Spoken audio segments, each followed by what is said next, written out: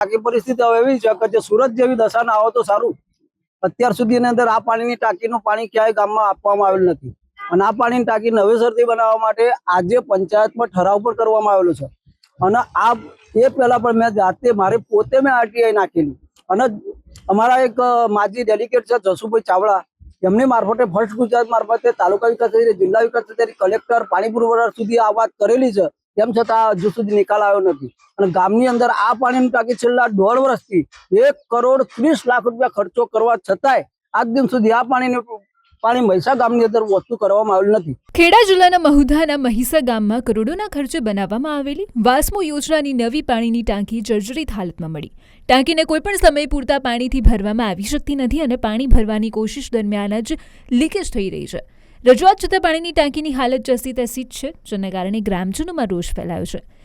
મહીસા ગ્રામ પંચાયત અને ગ્રામજનો હવે ટાંકી અંગે કડક પગલાં લેવા તૈયાર છે. ગામે યોજાયેલી ગ્રામસભામાં ટાંકીને તોડીને નવી ટાંકી બનાવવાની માંગણી કરી છે. ગ્રામજનોના જણાવ્યા અનુસાર કરોડોના ખર્ચ છતાં 3 દિવસે માત્ર એકવાર પાણી મળતું હોવાથી તેઓ નિરાશ છે અને દાવો છે કે કામ બ્લેકલિસ્ટ થયેલી એજન્સી એડી પટેલ એજન્સી દ્વારા કરાવાયું હતું.